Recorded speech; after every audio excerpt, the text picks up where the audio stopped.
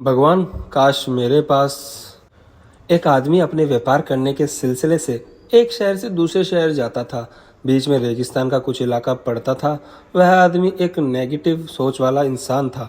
हमेशा शिकायत करता रहता था कि मेरे पास ये नहीं है, वो नहीं है, इसकी कमी है, उसकी कमी है। एक दिन वह रेगिस्तान में से गुजर रहा था, तभी उसकी पानी की बोतल खाली हो जाती है। उसे बड़ी जोर की प्यास लगती है, लेकिन रेगिस्तान में पानी ना मिलने की वजह से उसे बहुत गुस्सा आता है और बोलता है कि कितनी खराब जगह है, ना कोई पेड़ ना पानी, रास्ता भी लंबा है, रेगिस्तान पार करना पड़ता है। तभी आसमान की तरफ देख करके कहता है कि भगवान, ये कैसी जगह बना दी है आपने।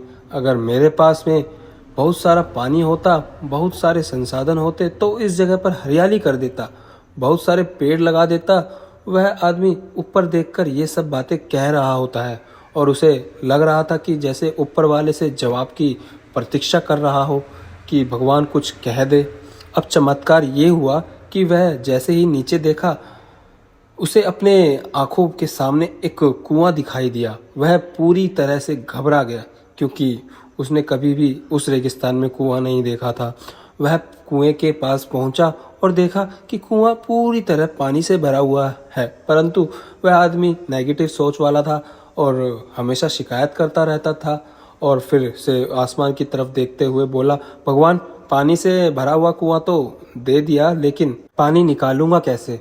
तो इस बार जब वह नीचे देखा तो फिर से चमत्कार हुआ।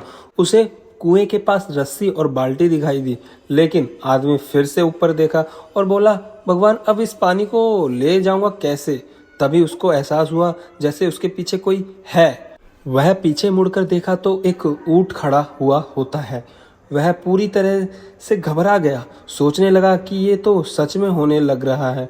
मैंने बातों बातों में कह तो दिया, अब मुझे यहाँ हरियाली करनी पड़ेगी और पेड़ लगाने की जिम्मेदारी लेनी पड़ेगी।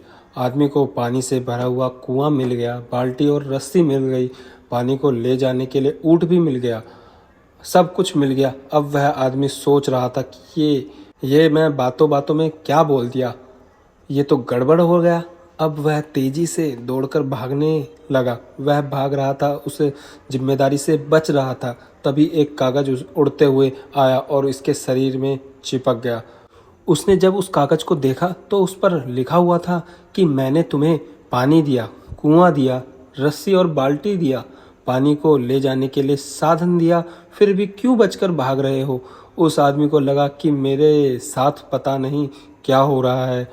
वह दौड़ते दौड़ते रेगिस्तान को पार कर लिया, लेकिन उसने रेगिस्तान को हरा भरा नहीं बनाया।